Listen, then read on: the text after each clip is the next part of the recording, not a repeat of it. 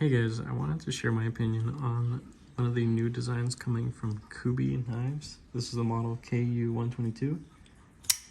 This knife is coming at $48.99, and honestly I think that's an amazing price for this knife. That price is way below honestly what I believe this knife should be. This is performing alongside $60 to $70 knives that I've handled in the past or are currently in my collection. The centering is perfect. They have nice little barrel spacers that are actually polished. The screws are inset but not actually into the liner, which really isn't a huge deal. It is bead blasted just like the blade, so it helps to hide a lot of scratches. Actually, I can't really tell if this is bead blasted or stone washed. It might be a little bit of both, but probably just bead blasted. Nice little pivot logo, and not really many markings on the blade, just D2, that's just representing the blade material. This is a liner lock knife, and it does have some relief in there for, you know, just general weight overall, so it's not solid steel liners. This is a pretty sweet knife for the price. It really is. It doesn't have a front finger choil. I mean, maybe I guess you could put your first digit on there, but it does have jimping on the back, but mainly you would want to hold it like this. And I have large size hands, and I'm able to get my pinky kind of sits on that sloped part back there, but even then it's still a pretty comfy knife.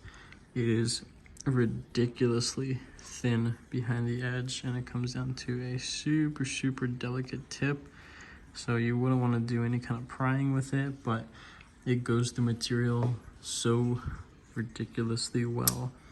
This is my only knife that is in D2, and honestly it's pretty impressive. I always kind of thought D2 was just kind of like a cheapy blade material that they just threw on whatever kind of knife, but it's actually pretty sweet. It really is. So it sharpens up really well at a lower grit or a higher grit or a polish or just whatever the hell you want to throw it at, and it's great.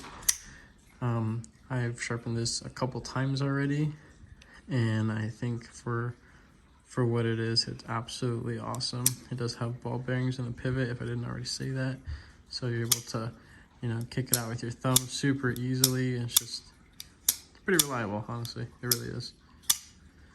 And then flick it with your middle finger in the back through the back hole. It is chamfered just a little bit on both sides.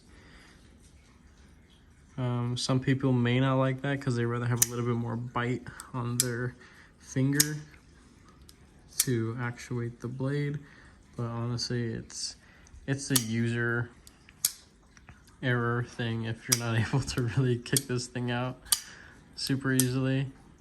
I don't have super beefy calloused thumbs, and this is just, I could do this all day. It's not gonna hurt my finger.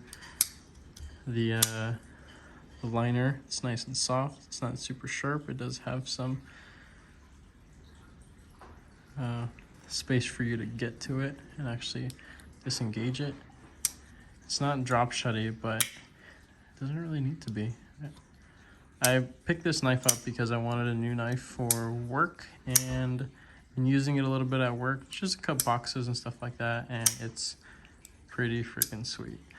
I don't like the handle material, but because it is G10, I do plan to dye it some color. Don't know what yet, but I will end up dyeing it some color.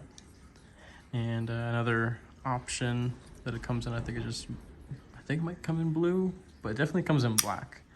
But I bought this one specifically because I know that I'll be able to dye it at some point. And yeah, that's really it. I think this is an awesome knife for the price, and I'm telling you guys, this thing is not at the price point that it should be. It's pretty great. So take a look at this guy. I got it on Amazon. Pretty cheap.